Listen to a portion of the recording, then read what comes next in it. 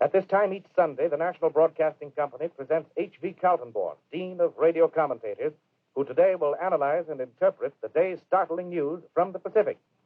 Good afternoon, everybody. Japan has made war upon the United States without declaring it. Airplanes, presumably from aircraft carriers, have attacked the great Pearl Harbor Naval Base on the island of Oahu in the Hawaiian Islands and have attacked Manila, capital of the Philippines. This attack occurred at the very moment when Ambassador Nomura and Special Envoy Caruso were at the State Department discussing the possibility of peace between Japan and the United States. Well, that night it was very quiet.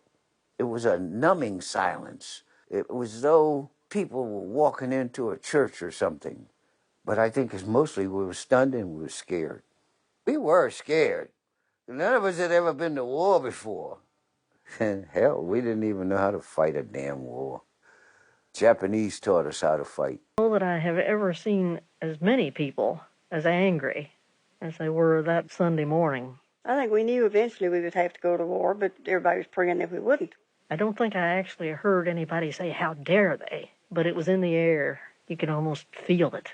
Every radio program that I had on during the day was interrupted with all the news coming from Pearl Harbor. Back in New York City, here's the bulletin. Senate leaders were preparing today for an emergency session tomorrow in anticipation of a message from President Roosevelt asking for a declaration of war against Japan. San Francisco, the Army and Navy went on a war basis on the Pacific seaboard today. All leaves were canceled, all furloughs revoked, and every man was ordered to report to his station.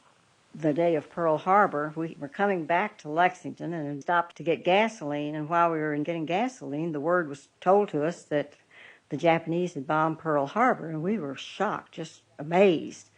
And I recall the reaction of the people there in the service station, and one man came running in that he had just seen a block over a car full of Japs.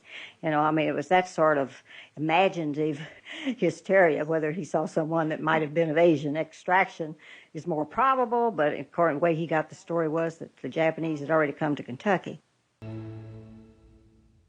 This was the turning point. Once the news of the bombing sank in, everyone in Washington seemed ready for battle.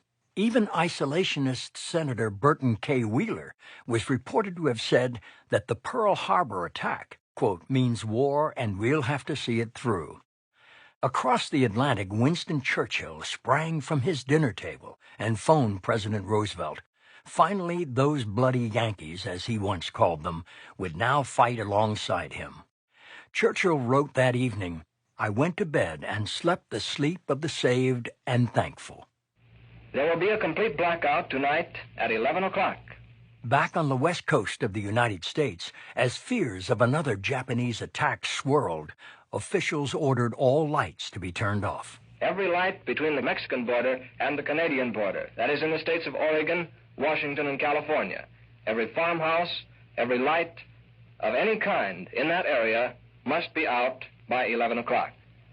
No lights are to be used on automobiles, and no lights whatever are to be shown anywhere on the Pacific coast until 30 minutes after daylight.